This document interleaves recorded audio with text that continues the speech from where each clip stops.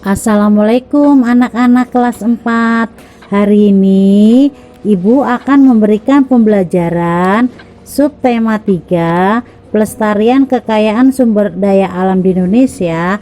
Pembelajaran 1, materinya pemanfaatan alam oleh manusia. Dengarkan dan simak baik-baik.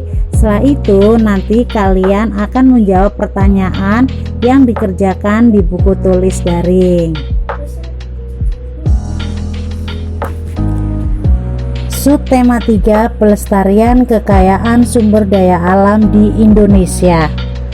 Anak-anak, kalian tahu sumber daya alam adalah segala sesuatu yang tersedia di alam dan dimanfaatkan untuk kebutuhan kehidupan manusia sehari-hari.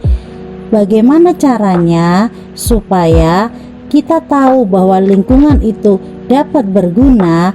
Maka kita sebagai manusia harus dapat memanfaatkan sumber daya alam. Sumber daya alam terbagi menjadi dua: sumber daya alam yang dapat diperbarui dan sumber daya alam yang tidak dapat diperbarui. Sumber daya alam yang dapat diperbarui contohnya air, tumbuhan, hewan, tanah. Sumber daya alam yang tidak dapat diperbarui contohnya bahan-bahan tambang, bahan-bahan logam, emas, batu bara, aluminium, dan banyak bahan logam lainnya yang tidak dapat diperbarui. Kesemuanya tersebut tersedia di alam, tetapi perubahan lingkungan tersebut dapat dirusak oleh manusia sendiri. Kegiatan manusia untuk memenuhi kebutuhannya seringkali menyebabkan kerusakan lingkungan. Banyak sekali manusia yang tidak memanfaatkan ketersediaan sumber daya alam dengan baik. Contohnya, banyak pohon-pohon yang ditebang sembarangan, banyak merusak lingkungan dengan cara membuang sampah sampai banyak di sungai. Selanjutnya, mencemari air laut dengan air limbah. Nah, itu tanpa semuanya memikirkan akibatnya. Sekali lagi, bahwa manusia yang melakukannya dengan sembarangan, maka kerusakan lingkungan akan terjadi dan menyebabkan kerusakan terus-menerus yang akhirnya lingkungan tidak dapat dimanfaatkan dengan baik untuk sumber kebutuhan hidup manusia. Tidak hanya saja itu, pemanfaatan lingkungan yang tidak baik maka akan berdampak yang sangat buruk bagi kehidupan manusia. Di antaranya, dampak kehidupan manusia yang dapat dirusak melalui alam banyak sekali.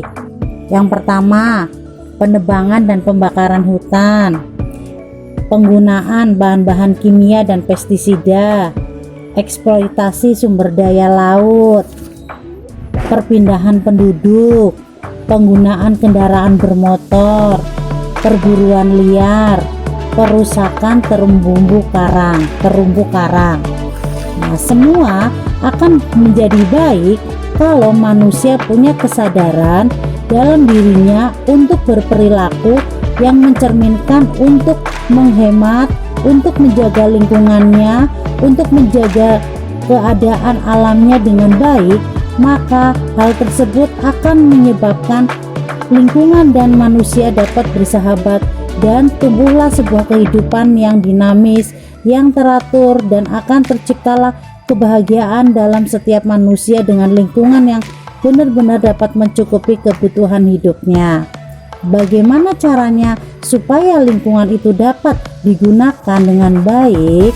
Sebagai manusia, kita harus menjaga lingkungan itu dengan caranya antara lain kita memanfaatkannya dengan sebaik-baiknya.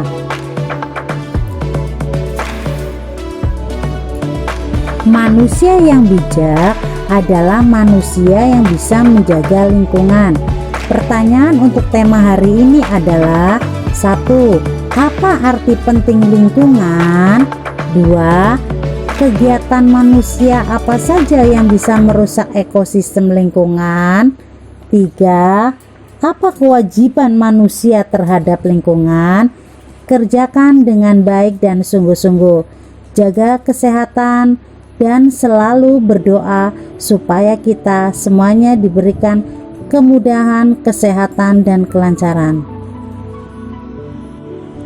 Pesan Ibu, jagalah lingkungan, cintailah lingkungan dengan baik, maka kehidupan kita akan menjadi baik dan sejahtera.